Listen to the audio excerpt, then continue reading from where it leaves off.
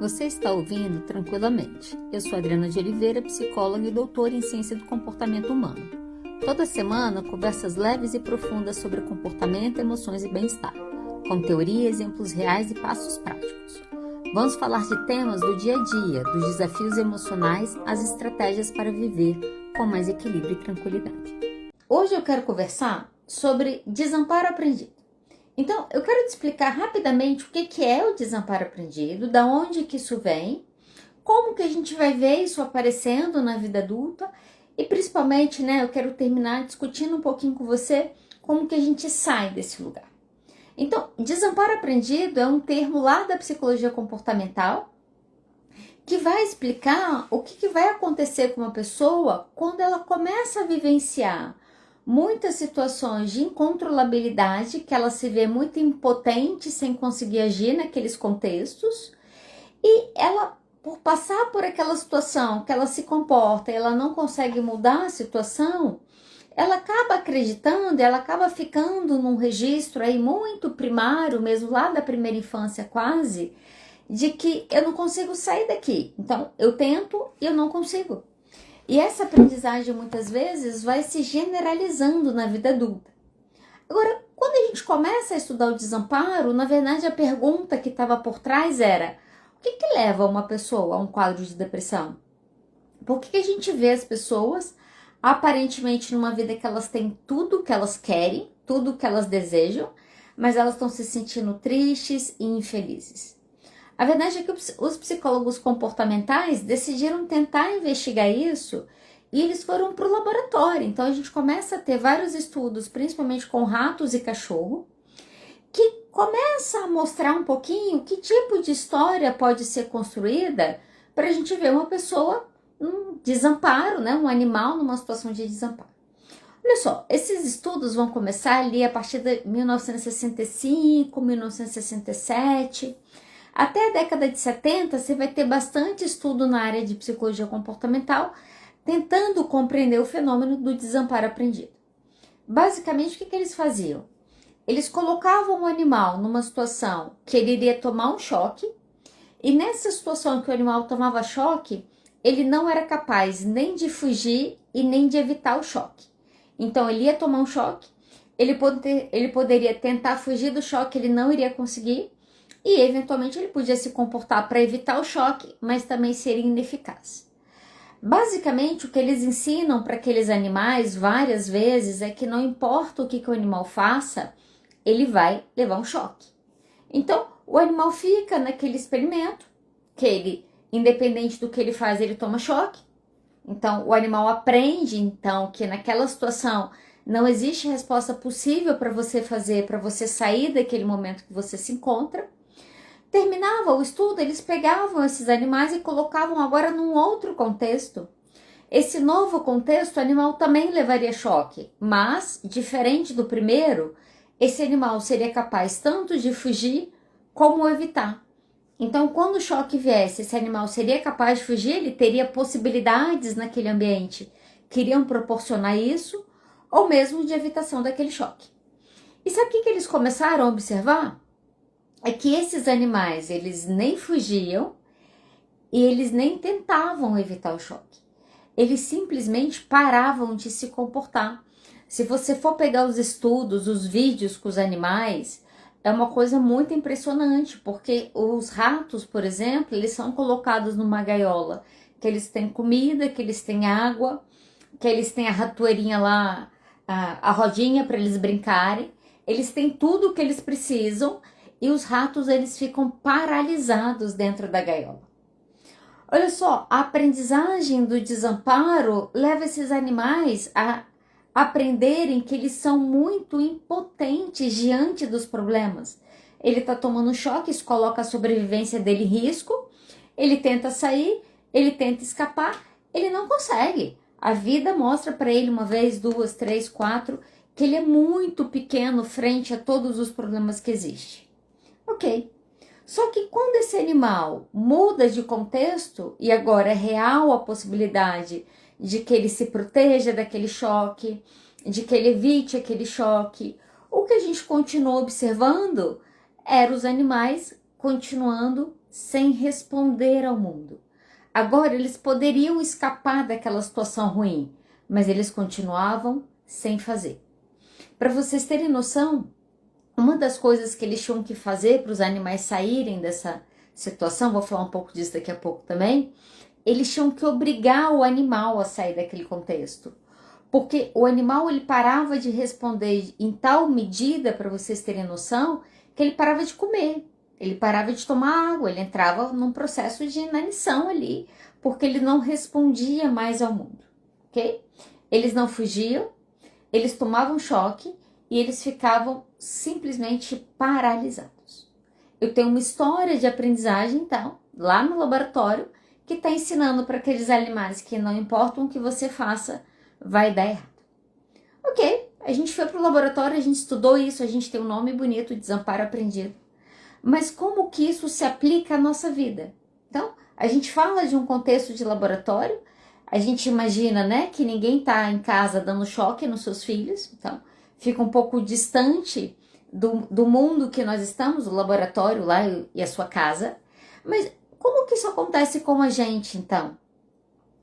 Com o ser humano, a verdade é que a história é bem parecida, gente. Apesar da gente não tomar choques reais, vamos colocar assim. Mas é muito comum, em determinados cenários, você ter um ambiente que vai ensinar desamparo aprendido. O que é isso? Cuidadores muito imprevisíveis, cuidadores muito autoritários, cuidadores, crianças que passam por situações de violência, violência emocional, violência psicológica, violência física, às vezes violência sexual, situações de abuso, de humilhação, negligência emocional. Todas essas situações que a criança ou adolescente passa de incontrolabilidade, de imprevisibilidade, essa criança vive desamparos muito reais naqueles momentos. Imagina uma criança que está sendo cuidada por pais alcoolistas, que tomaram todas e essa noite eles vão dormir sem acordar, independente do que essa criança faça. Essa criança sente fome, ela sente frio à noite, ela está impotente, ela não pode mudar a situação que ela se encontra naquele momento, ela não pode providenciar comida para ela grita, ela pede ajuda e o que acontece? Nada. Aqueles pais não aparecem. Isso é uma situação de desamparo real. Às vezes a gente está nesse momento agora do mindset, mude a sua mente, né? A maneira que você pensa as coisas. E infelizmente esse discurso tem vendido muito nesse momento. E às vezes a pessoa passa por uma situação e a gente fala, isso aí é uma crença limitante. O bebê não tem uma crença limitante. Ele tem uma realidade objetiva. Ele tá com fome, ele tá com frio, ele tá chorando por isso, mas a mãe e o pai estão ausentes, são negligentes, são autoritários, não satisfazem a necessidade dessa criança. Tudo isso, né, a própria necessidade de afeto, tudo isso é uma realidade muito objetiva. Quando eu tenho uma situação de desamparo real, que é semelhante ao rato tomando choque, não importa o que ele faça, ele continua tomando choque, no problema real, ele não desaparece. Olha só.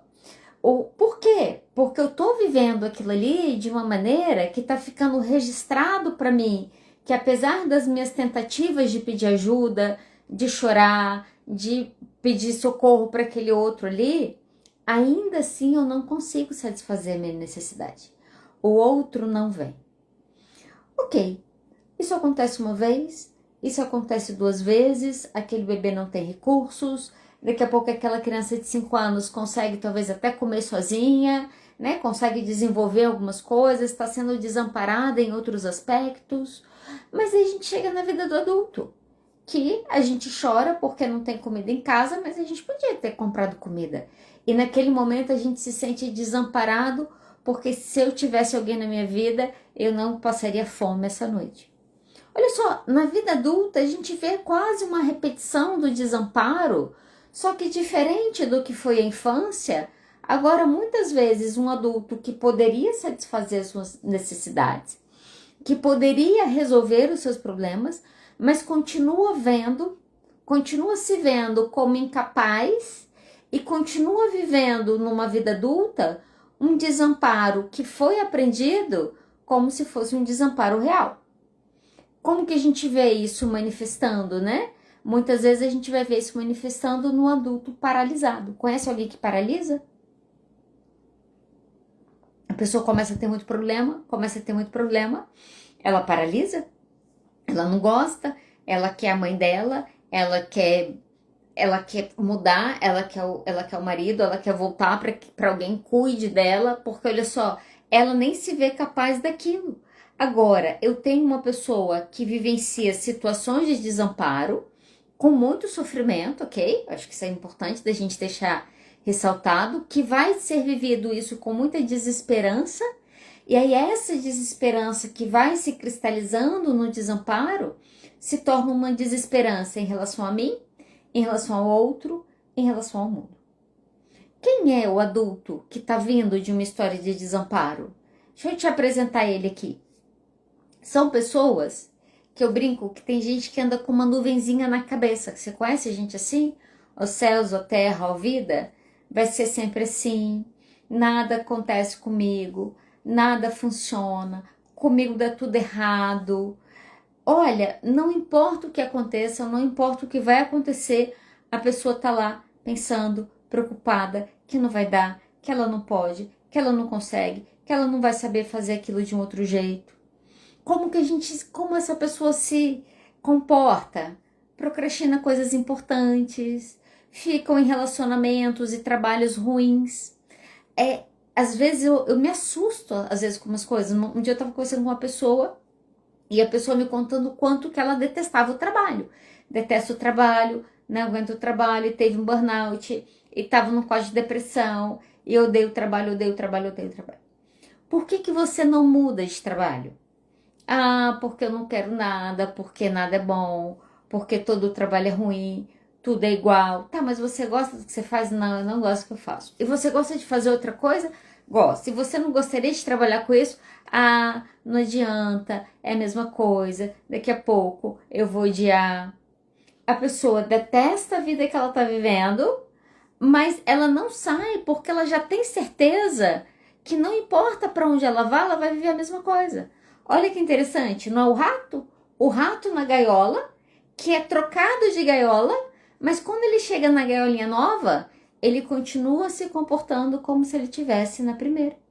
São as pessoas entrando e saindo de relacionamentos que elas não gostam daquelas pessoas, sem se darem conta do porquê que elas estão fazendo aquilo, porque sem perceber, elas continuam se colocando em situações de desamparo. Ela só sabe viver isso. O desamparo nem precisa ser real, agora ela aprende o que é estar desamparada. E ao aprender a estar desamparada, muitas vezes ela se comporta para estar desamparada. Esse é o ciclo que muitas vezes as pessoas não percebem. Como que isso vai afetar as nossas emoções? Gente, esses estudos de desamparo, eles são tão interessantes, porque uma das coisas que eles observaram depois que os animais passavam por essa aprendizagem é que bioquimicamente esses animais apresentavam padrões neuroquímicos de depressão. Olha, a gente começa a ver um desânimo crônico, né? Então, cansaço, as emoções, olha só, o rato não está nos contando isso, né? Mas ele está prostrado na gaiola. As pessoas passam a ter desesperança, dificuldade de pensar em si no futuro, não conseguem se ver daqui a 5 anos, não conseguem se ver daqui a 10 anos, estão o tempo todo achando que estão vivendo um apocalipse, não, o mundo vai acabar, não, agora é a Ucrânia, não, agora é a guerra tal, não, agora é o Trump, não, agora é não sei o quê. A pessoa está o tempo todo sabendo que o fim do mundo está chegando, sente muita culpa, sente muita vergonha. Essas emoções ficam muito fortes no desamparo, né? Porque se eu estou desamparado, se eu não consigo me acolher, tudo que dá errado eu trago para mim. É comum pessoas que vêm desse histórico terem muita raiva de si. Sabe gente muito calma? Você conhece gente muito calma? Às vezes você tem que ter desconfiança de gente muito calma. Porque não é incomum uma pessoa ser muito calma, mas ela tem raiva dela. É interno. Ela não consegue nem colocar a coisa para fora. Como que ela faz isso? Ela se pune. Tem gente que faz isso com comida, tem gente que se corta, tem gente que se pune se mantendo em relacionamentos abusivos. E tem várias maneiras da pessoa não colocar, se pune na negligência, não cuidam de si. Isso é uma coisa que vai aparecer na rotina dessas pessoas, né? Isso vai aparecer o desamparo no corpo, que é a enxaqueca, a gastrite, tensão muscular, cansaço constante, baixa imunidade, a pessoa está sempre doente, está no automático o tempo todo, falta autocuidado, não marca médico. Quando marca o médico, vai no médico, não faz o exame. Quando faz o exame, não volta no médico. Esses ciclos que a gente fala que está acontecendo porque a gente não tem tempo, porque a vida está muito corrida, e o que a gente vai fazer, e esse ciclo mostra o desamparo. Só que na vida do adulto, o desamparo agora muda. Porque o desamparo agora, eu estou vivendo a minha vida como se eu não tivesse escolha, mas agora eu tenho. Porque a gente vai vivendo a vida como se eu não tivesse escolha, preso numa lógica antiga, que foi a minha vida num determinado momento, que eu realmente não tinha escolha. O bebê chorando, a criança que está sendo violentada por aquele pai ou por aquela mãe, ele não tem escolha de sair dali. Sair dali, muitas vezes, é ir para um lugar pior. O que ele aprende? Não responde, fala baixo, né? Maneira o seu tom de voz, você não pode fazer isso.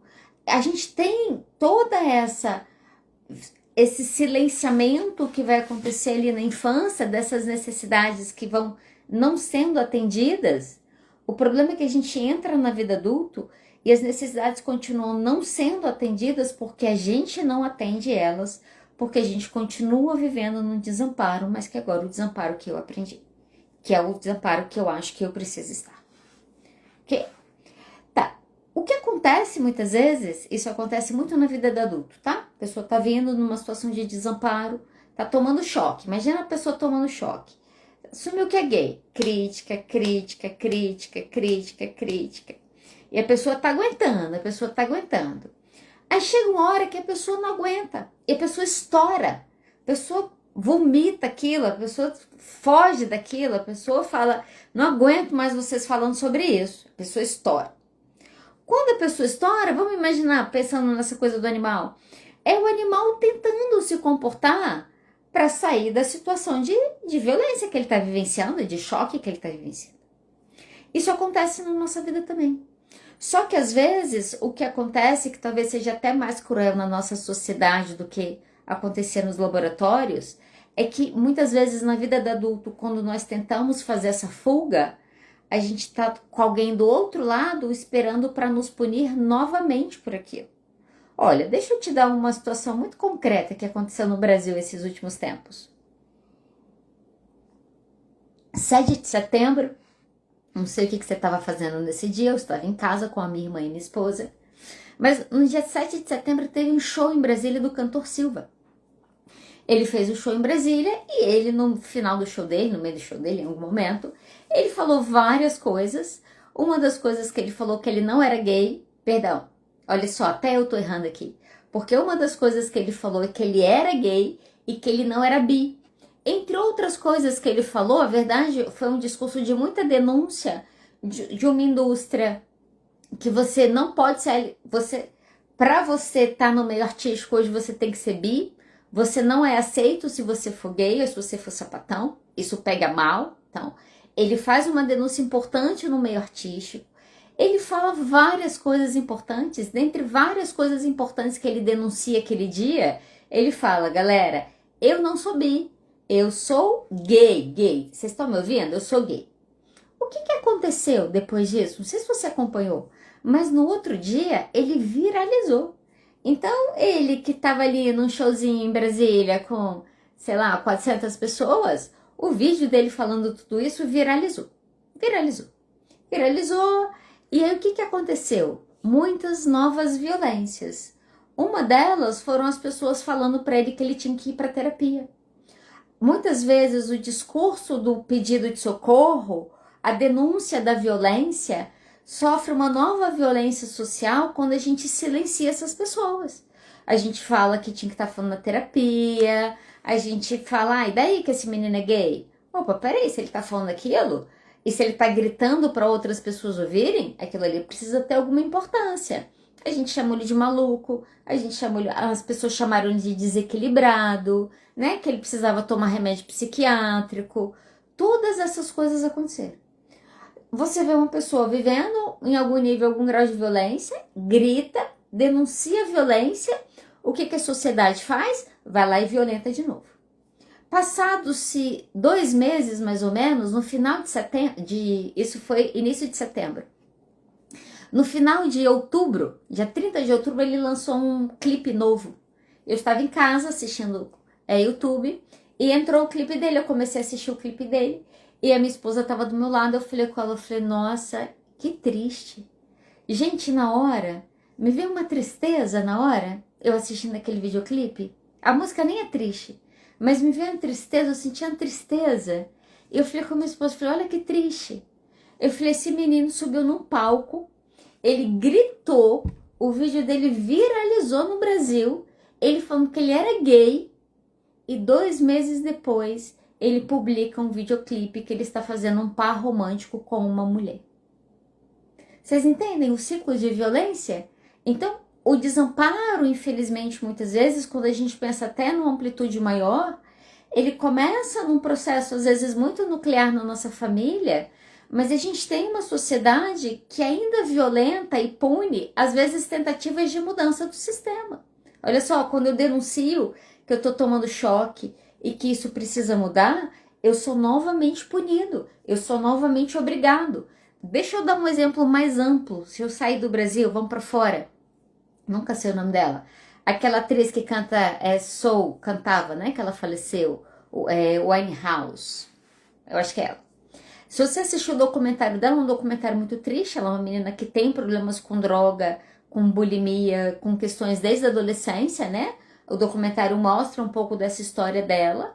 Ela chega a um momento, a família é extremamente negligente, então ela vai para a clínica de reabilitação, a família tira da clínica de reabilitação, obrigada, Amy Winehouse, acho que é isso.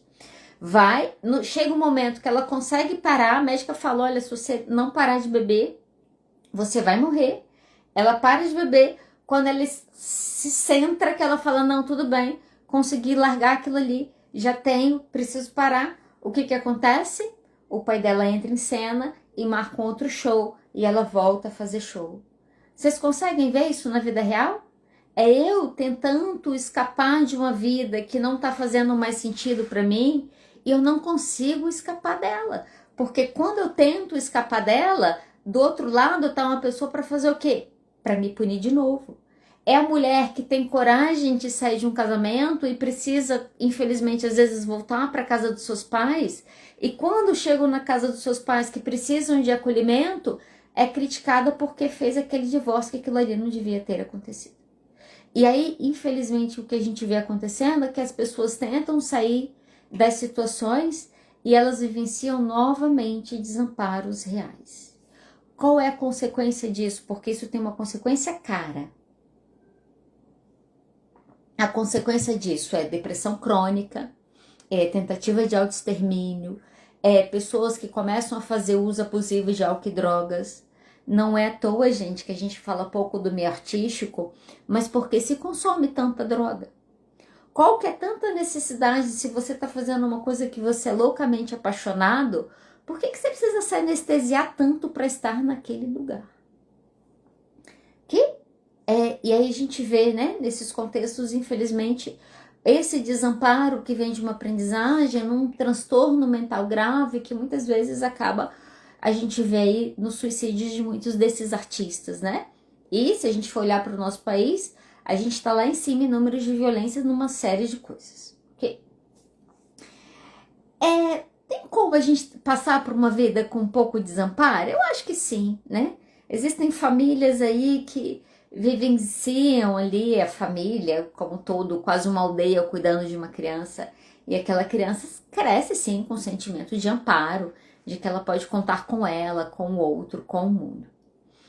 Essas pessoas normalmente eu acho que não assistem meu podcast, nem escutam a live, porque a grande maioria de nós vem de histórias de abusos, de violência, de negligências, né, de desamparo, de uma vida falando para você muitas vezes que você não pode, que você não vai conseguir, as suas necessidades sendo às vezes completamente negligenciadas. Não sei se existe alguém que vai passar por uma vida sem viver situações de desamparo, porque olha só, para além dessa coisa muito concreta que eu estou trazendo, a família, a sociedade, tem algumas vivências de desamparo que acontecem porque a gente está na vida mesmo.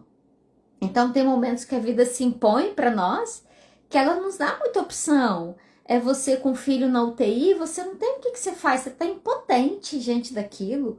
Tudo que você podia, você fez, e infelizmente no outro dia você ainda vai ter que enterrar o seu filho. Olha só, você se sente pequeno diante das coisas. É a notícia do telefonema que te acordam de madrugada avisando que seu pai ou que a sua mãe morreu. Como nós ficamos impotentes diante de N coisas que acontecem na nossa vida e que você fala, o que eu vou fazer? E sabe o que você vai fazer? Nada, porque tem hora que não dá para fazer nada. Por isso, né, muitas pessoas defendem que a depressão é tão comum. Somos aí o primeiro país da América Latina em quadro de depressão hoje. E parte da depressão ser um quadro comum é porque, infelizmente, o desamparo real na nossa história também foi comum.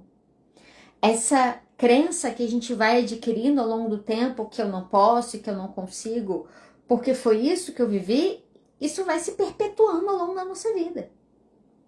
Só que a boa notícia, que é o que eu costumo dizer para você, é que histórias podem ser mudadas. Narrativas podem ser reconstruídas. Esses dias estou aqui em Vitória, eu sofri uma dessas imposições da vida, né? Vim passar 3 dias e vou ficar 30. Ai, gente, a vida é muito louca, tá? Sabe esses momentos de total imprevisibilidade, esses momentos que a gente vive? Eu falei que quem planejou o meu mês de novembro fez contas muito erradas. Eu vim passar 3 dias, eu trouxe roupa para passar 2, eu vou passar 31 no final das contas. Né? Viemos para um casamento da minha irmã, minha esposa se acidentou, precisou fazer uma cirurgia, fomos vetadas de viajar e de repente, de um dia para o outro, eu me vi sem poder voltar para casa, sem poder voltar para o meu trabalho como eu gostaria, pelo menos. E aí, o que você faz? O que você faz nesse momento? Olha só, o momento que a vida se impõe para além de você, e aí você faz o quê? Algumas pessoas choram, algumas pessoas deprimem, algumas pessoas querem voltar para casa dos seus pais porque elas não sabem o que fazer, porque isso vai acontecer, né? O desamparo, em alguns momentos, ele vai ser bastante real, ele vai ser bem maior do que você vai poder agir em relação a ele. Só que tirando esse desamparo que nos atravessa, eu já vou falar sobre ele, muitos outros desamparos que nós vivemos é porque nós nos colocamos nele. Como que nós fazemos isso? O que isso tem a ver com você mudar desse lugar? Então, olha só. Vou caminhar para o final aqui, tá? Para a gente caminhar para o fim. O que eu preciso fazer para reconstruir a história? O que eu preciso fazer para construir uma outra narrativa? E a primeira coisa, você precisa passar a nomear corretamente as coisas que acontecem com você e você precisa aprender a validar. O adulto que ele sofreu muito desamparo ao longo da vida dele, quando ele chega na vida adulta, ele vai falar algumas coisas. Ele é um lixo, ele não presta, ele é um fracassado, ele é um desastrado, ele é um preguiçoso, ele é um desatento, ele é um incapaz. Se essa pessoa está vivendo situações de desamparo, que a vida está se impondo e ela não tem o que fazer, ela não pode se proteger, às vezes a pessoa que violenta ela era a pessoa que tinha que estar protegendo ela, todas essas situações que a gente vai vivenciando, a gente vai adjetivando, essa é a verdade. E aí aquela história se torna uma série de adjetivos que a gente continua numa repetição. Você precisa mudar isso. E você começa a mudar isso quando você começa a nomear corretamente o que aconteceu com você. O que aconteceu comigo foi desamparo. O que aconteceu comigo foi negligência. O que aconteceu comigo foi superproteção. Eu fui tão protegida do mundo que agora eu não estou sabendo como que eu me comporto nele. Eu acho que o mundo é um lugar perigoso que vai vir atrás de mim em qualquer momento. Quando você começa a nomear, você vai sair de uma briga interna com você. Pode acreditar em mim. Só isso já vai começar a melhorar. Sabe por quê? Um dia desse eu estava conversando com uma amiga minha Tava lá em Brasília, ela tá passando por um momento bastante difícil, que a vida tá se impondo de muitos momentos para ela, de muitas maneiras que ela não gostaria de estar vivendo. Então ela tá perdendo uma mãe, passou por um divórcio. Olha, gente, é tanta coisa acontecendo ao mesmo tempo que ela é guerreira. E a gente tava conversando, e aí, né, a mãe dela tá para morrer, tá em cuidados paliativos, aí ela lembrando algumas coisas da infância, a gente conversando sobre isso. E quando ela terminou de falar algumas coisas, eu fiquei parada olhando para ela assim, ela é psicóloga também, fiquei parada olhando para ela, aí ela olhou para mim e ela falou assim, eu sou uma sobrevivente, né? Eu falei, é assim. Eu falei, sabe essas coisas que você me contou, que você estava cuidando de você? Ela falou, sei. Eu falei, não era para você estar cuidando de nada disso. Era para alguém ter cuidado disso para você. Então sim, você é uma sobrevivente. É diferente eu reconhecer, né, a dificuldade que foi minha vida, o caminho e talvez por que eu tô num momento que eu não gostaria de estar e que, caramba, talvez até esse momento eu só aprendi a sobreviver, do que cada situação que eu passo, que eu sinto que a coisa foge do meu controle, eu sou um fracasso, eu sou uma preguiçosa, eu sou uma desastrada, eu não faço nada certo, eu nunca vou conseguir, tudo vai acabar do mesmo jeito. Quando você passa a nomear corretamente as coisas na sua vida, quando você passa a ser a primeira pessoa a validar os seus estados emocionais, caramba, eu tô muito ansiosa. Nessa confusão de minha esposa se acidentando, vamos pro hospital, não sei o que, vai ter que fazer cirurgia, e cirurgia, nananã. Primeiro dia de hospital, gente, quando eu fui dormir, eu pensei, não vou dormir. Barulho assim, ó, que parecia que eu tava numa boate aquilo ali, parecia que nem aquilo era um hospital, de tanto barulho que eu ouvia naquele lugar. Falei, eu não vou dormir. Falei, eu preciso dormir. No outro dia eu acordei de manhã, a minha vontade era chorar. Falei, eu preciso chorar. Eu falei, eu não vou suportar isso aqui. Eu pensei, calma, olha só. E aí, olha que coisa, eu não vou suportar isso aqui. Eu não vou suportar isso aqui, eu não sou capaz de estar aqui. Pensei, calma, foi uma noite difícil, tinha muitos barulhos, você está nervosa, estressada, você precisa dar uma voltinha e sair daqui. Eu não acordo de manhã me sentindo estressada e eu falo, você não está aguentando, você é incapaz de você estar aqui. Eu falo o quê? Nossa, esse ambiente aqui, ó, eu preciso sair. Eu preciso sair, eu preciso andar ali fora, eu preciso respirar, eu preciso achar um caminho que eu nomeio o que eu estou sentindo e que eu valido.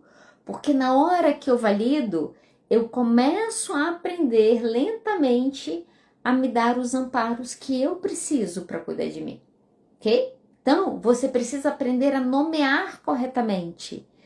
Nomear corretamente é sair da repetição dos adjetivos e conseguir nomear o que está acontecendo naquele momento. É conseguir nomear que, bicho, chora aí porque tá muito estressante esse negócio aqui. Alivia o estresse, daqui a pouco a gente volta. Isso é você validar as suas emoções. Isso já vai melhorar muito a sua vida, pode acreditar em mim. A segunda coisa que você precisa fazer para ir construindo uma história diferente, você precisa separar passado e presente. A gente tem dificuldade com isso. Porque se passado e presente forem a mesma coisa, você vai estar vivendo de acordo com o seu passado. Porque a nossa tendência de repetição é a tendência de manutenção. Quando você vai estudar família, por exemplo, uma das coisas que a gente vai estudar em dinâmicas familiares é que o sistema ele é mais forte para a homeostase. Então, todo o sistema, quando ele tem uma tentativa de mudança, o sistema vai puxar para ele voltar a ser como ele era. A mãe critica o divórcio, o não sei quem fala daquilo ali, o outro fala que aquele outro tem que fazer o clipe com a menina mesmo porque a sociedade não dá pronta ainda para um homem gay. Olha só, a gente começa, se eu não separo passado e presente, e dentro de dinâmicas familiares, a dinâmica do meu sistema sempre tenta me trazer para o meu passado. Não é para o meu presente, muito menos para o meu futuro. O que está no meu passado? Desamparo real. O que está no meu passado? Várias situações que eu passei, que eu era impotente, que eu não tinha o que fazer, que eu não tinha escolha, mas ainda assim eu precisei lidar e viver aquilo ali. Esse é o seu passado. Quando a gente não separa, a gente fica vivendo uma vida do hoje num sofrimento como se a gente tivesse 5 anos e todo mundo tá maltratando a gente e a gente não consegue sair daquele lugar. Como que eu separo presente e passado? Olha só, aquilo ali foi real, aquilo ali pode ter acontecido. Só que agora, no presente, e às vezes eu nem consigo ter muita margem para mudança no presente inicialmente, tá? Isso aqui é uma verdade. Só que agora no presente o que eu posso fazer diferente? Olha só, se a minha família, sei lá, não me respeita e nunca me respeitou, o que eu posso fazer hoje? Hoje eu posso dizer um não? Hoje eu posso falar que eu não vou? Hoje eu posso dizer que, não, peraí, isso aqui precisa ser diferente? Se eu sempre comi uma comida que eu não gostei, será que hoje eu tenho 1% de espaço na minha agenda para fazer uma coisa diferente do que eu fazia? Muitas vezes a gente precisa entender que a pessoa que você é hoje é muito capaz de viver o que você está vivendo do que quem você era lá atrás. Sabe o que é separar do presente e passado e presente? Vou te dar um exemplo muito simples que eu escuto as pessoas falarem muito isso. Uma das coisas que as pessoas colecionam nas suas vidas adultas são arrependimentos. Oh, caramba! A sacola de arrependimentos é grande, lembra? Desamparo, olha só. Não importa o que você faça, vai dar ruim. E a pessoa chega na vida adulta cheia dos arrependimentos.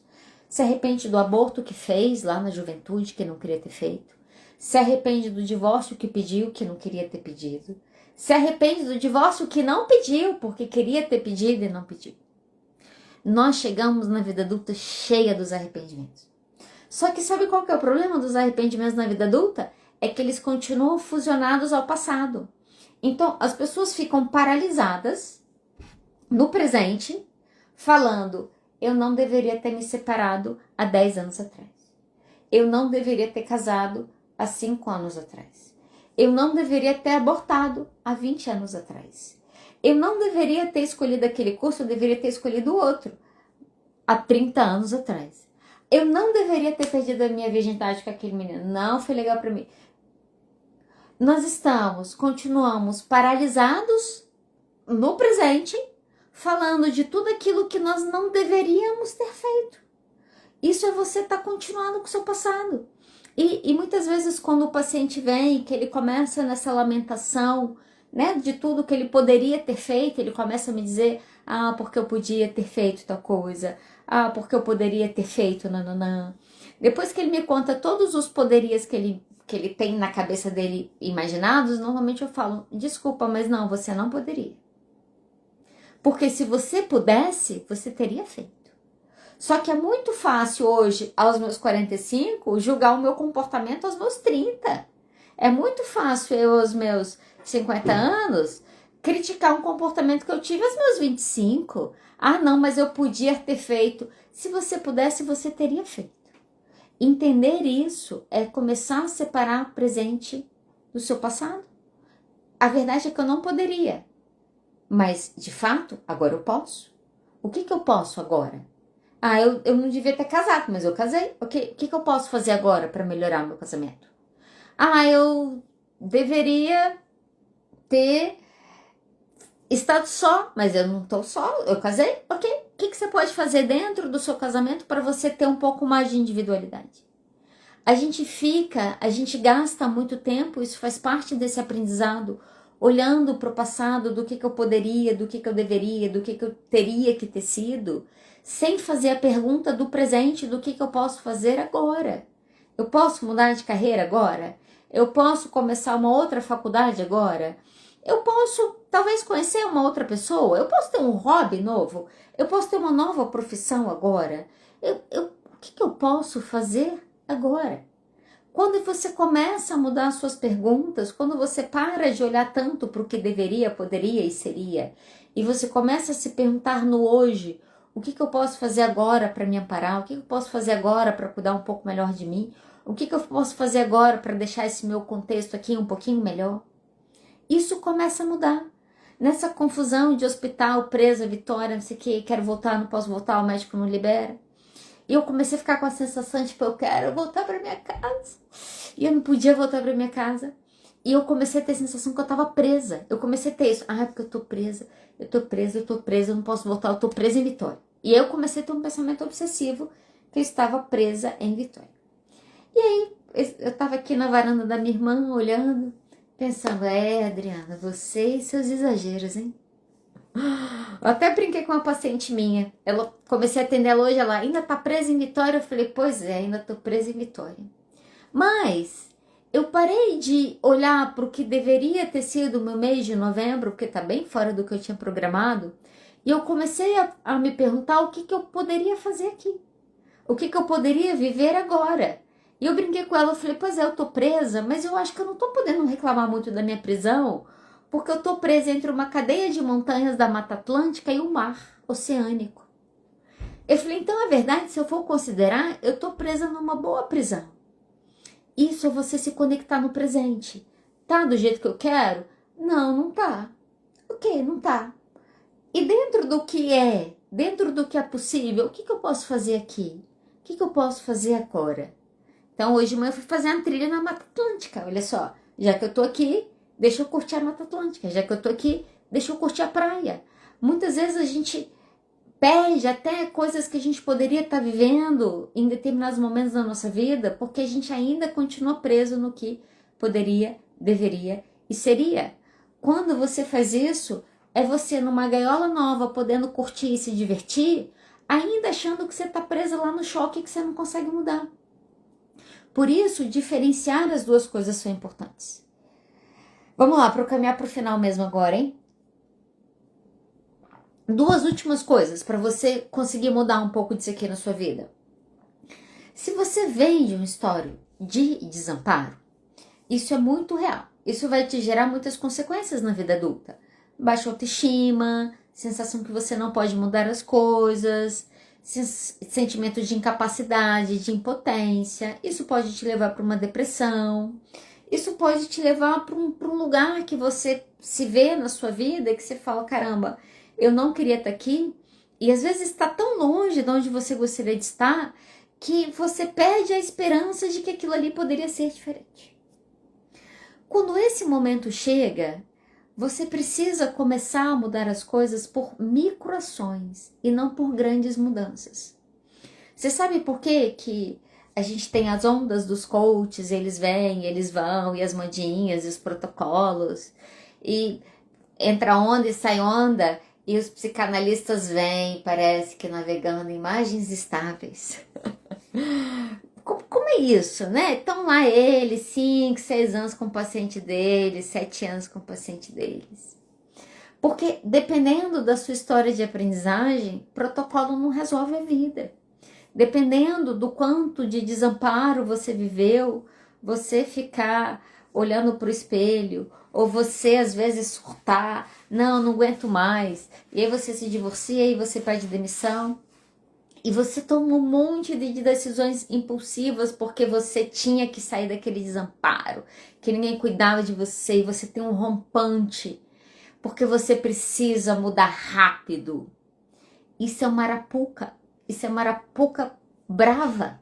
Às vezes o paciente chega, às vezes até deprimido, num casamento que é ruim, e às vezes eu falo, espera mais um pouco. Vamos ter certeza se você quer sair mesmo desse casamento. Vamos entender o que te adoeceu nesse casamento. Vamos entender qual que é a sua parte nesse processo de adoecimento. Sabe por quê? Porque se você se divorcia sem entender, você entra no outro casamento e você vive a mesma dinâmica. Porque tem parte de como você se comporta. Tem a ver também com as suas crenças, com a maneira com que você se coloca na sua relação com o outro. Se eu me coloco sempre num desamparo, sempre precisando do colo do outro para me organizar ou para cuidar de mim, eu vou sair de casamento, entrar em casamento, eu vou precisar da mesma coisa. Então, às vezes a gente quer mudanças muito rápidas e mudanças muito abruptas. E às vezes isso é um grande problema. Mais de 70% dos ganhadores da Mega Sena perdem tudo que eles ganham. Ah, não, isso aqui vai resolver minha vida. Se você é uma pessoa endividada, você vai ficar endividada com 50 milhões. Vai mudar o tamanho da sua dívida. Até que você vai perder tudo. Porque as grandes viradas, muitas vezes, se você não constrói uma estrutura para que elas aconteçam, você não consegue sustentá-la. Você precisa sustentar as mudanças. É mais importante até do que a velocidade que você faz elas. Então, para de seguir os conselhos rápidos do TikTok e dos vídeos de 1 minuto e 30, porque você pode mudar a sua vida, mas isso vai começar com microações. O objetivo para você transformar essa aprendizagem de que eu não posso fazer nada, que tudo vai estar sempre ruim, pouco. Não, peraí, eu sou capaz de mudar. É uma coisa que vai mudar a sua vida inteira, mas ela não vai mudar a sua vida inteira no primeiro dia. A repetição, as pequenas ações, os pequenos cuidados que eu passo a me dar, o pequeno não que eu dou, o novo cuidado que eu coloco para o meu corpo. Quando eu começo a fazer alguma coisa e aquilo começa a mudar, eu começo a ensinar para o meu cérebro que eu tenho controle sim sobre as coisas, que eu posso mudar sim as coisas se eu precisar mudá-las.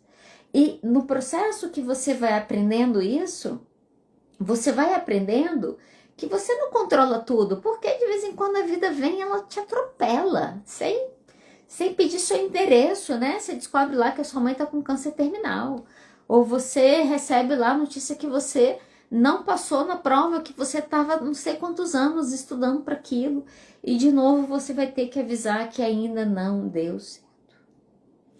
Só que quando você se permite microações, você aprende que não dá para controlar tudo, né? As coisas acontecem para fora do nosso controle. Mas existem muitas coisas sim que eu posso controlar. Nessa história de hospital, eu passei uns 3 dias, gente, comendo doce. Manhã, tarde, noite, doce. Minha cabeça, assim, eu acordava e eu pensava, quero comer um doce. Eu almoçava e eu pensava, doce. Depois eu pensava, doce. Eu passei 4 dias no hospital, passei 4 dias comendo doce. No 5º dia, você imagina já o que aconteceu, né? Quando eu cheguei na casa da minha irmã, que eu me pesei, eu tinha engordado 2 quilos. Falei, então, Adriana, a situação é a seguinte. Mais 3 semanas que você vai ficar por aqui. Se você manter esse ritmo, o negócio vai dar ruim pro seu lado. Olha só, a coisa não tá no nosso controle, a gente desregula, claro, de super ansiosa. O que a gente faz? A gente come muito, às vezes a gente bebe muito, a gente às vezes vai direto pro entorpecimento. Olha só, comer é um tipo de entorpecimento para lidar com o problema. No 5º dia eu falei, então, Adriana, a gente precisa ver o que você vai fazer. Tudo bem? Você não vai poder voltar agora, mas você vai continuar comendo doce desvairadamente, como você tá fazendo. O que você vai fazer? Eu pensei, o que eu vou fazer? Eu não posso continuar assim. O que eu fiz? Primeiro, marquei minha agenda de trabalho e voltei a trabalhar. Eu falei, eu preciso voltar a trabalhar para eu poder ter um pouco de sanidade. Eu falei, eu preciso voltar a malhar, preciso voltar a acordar cedo, preciso voltar a ir para academia. O que eu posso fazer? O que está sob o meu controle? Eu não posso voltar para Brasília agora. Isso não está sob o meu controle. Mas eu posso acordar de manhã e posso caminhar na praia. Olha a dificuldade, gente. Tá vendo como a vida tem hora que prepara umas boas arapucas também? Eu não posso, não é o mundo que eu quero, do jeito que eu quero. Mas o que dentro daquilo eu posso fazer hoje? Microações, né? Eu ir para academia hoje não muda o fato que eu tenho que esperar até dezembro para eu poder retornar para Brasília.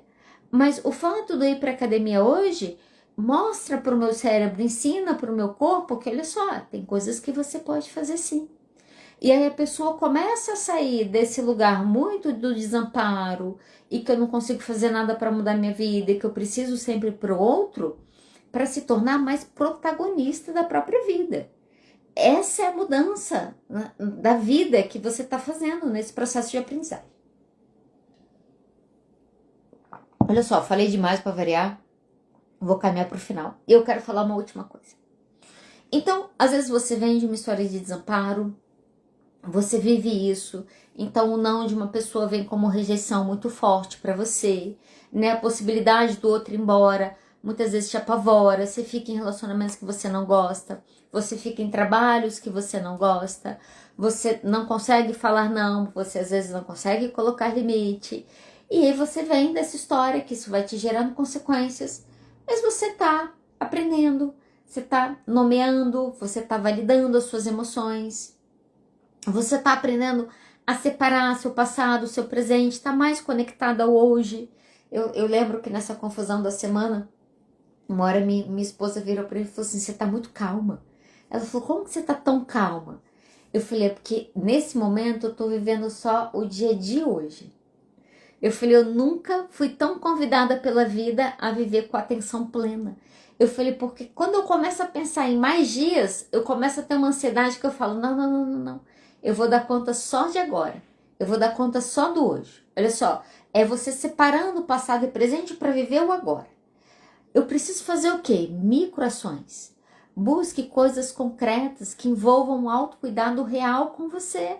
Coloca o seu sono em dia, corta o iFood do seu celular, né? Troca a pizza por uma pipoca, não é tão saborosa quanto, mas começa, né, a fazer coisas que você vê que são coisas para você.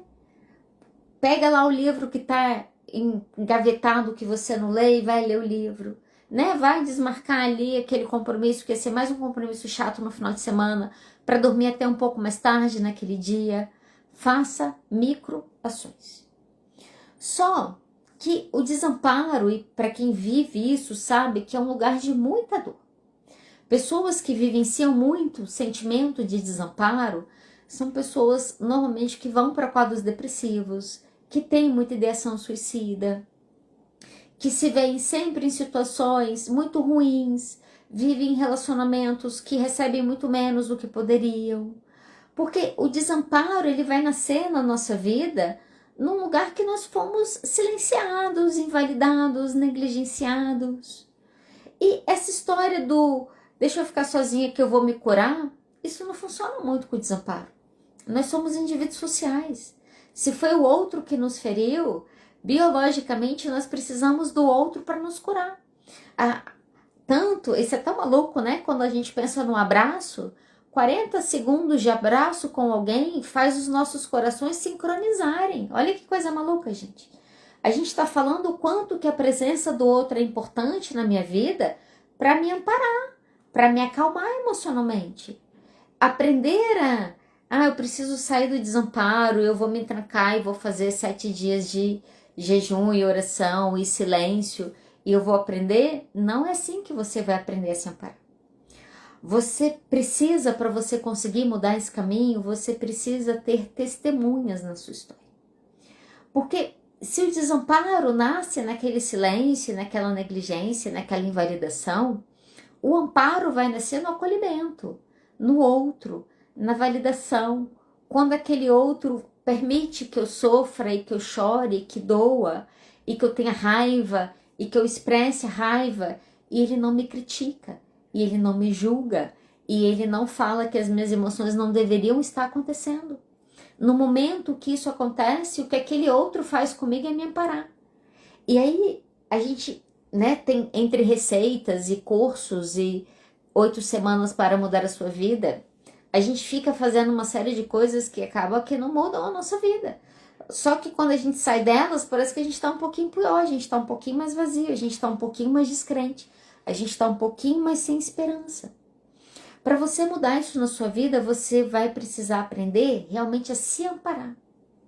Mas na prática, para você aprender a se amparar, você vai precisar que o outro te ensine. Isso passa por uma experiência de uma vivência com o outro que te invalida, que te acolhe, que te aceita, que te respeita, que quando você fala, olha só, não tá dando para mim, eu preciso fugir, o outro fala, demorou, qual que é a rota que a gente vai pegar junto para sair daqui? As pessoas que nos amparam, muitas vezes, para muitos é a terapia, é o lugar da terapia que isso vai acontecer. Muitas vezes esse é o colo do amigo, muitas pessoas conseguem ter um amparo dentro das suas famílias. Só que se você chega na sua vida adulta e você vivencia essas situações de desamparo, que quando vem um problema, que quando vem a impotência, você rapidamente vem para a vida não vale a pena, eu não quero continuar, eu quero morrer, isso vem, isso acontece, tá faltando mais cuidado com você. O mundo mudou e você continua vendo você como incapaz de transformar as coisas. Você não tem mais 5 anos, nem 10, nem 15.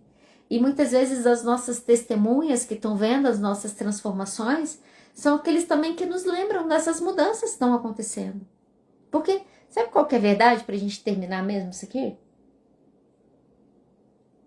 É que você pode não ter escolhido a família, as violências, as ausências, as humilhações, as superproteções que você viveu. Nada disso foi sua escolha. Mas hoje é você que lida com as consequências disso. E hoje é você que precisa ser responsável por reconstruir isso. Como que eu faço isso? Com autoconhecimento, com consciência, com pequenos passos, com pequenas mudanças e com boas testemunhas ao seu lado. É muito interessante na terapia, às vezes o paciente está na terapia, ele está mudando e ele não vê porque a vida não está mudando como ele queria, como ele imaginava que aquilo estava acontecendo. E de vez em quando eu me vejo lembrando eles. Eu falei, olha só, lembra como que você estava 3 anos atrás? Não, olha só, peraí, você está me falando isso, mas lembra o que era a sua vida 6 meses atrás? Não, peraí, mas você lembra como que você estava 5 anos atrás? Por que você faz isso? Porque quando a gente não reconhece o quanto que a gente caminhou, a gente continua vivendo adultos achando que nós estamos desamparados. E quando nós passamos por situações que nós poderíamos de fato mudar e transformar, a gente continua sem se comportar para mudá-las e para transformá-las. Ok? Você ouviu tranquilamente. Se esse episódio te fez respirar um pouco melhor, siga o podcast, avalie e ative o sininho para não perder os próximos. Toda quarta-feira, às 20h30, temos live no Instagram, @psi.adriana_de_oliveira, que vira episódio aqui toda sexta de manhã. Compartilhe com uma pessoa que precisa desse respiro hoje. Eu sou Adriana de Oliveira e lembre-se, cuidar da mente é um ato de coragem. Até a próxima.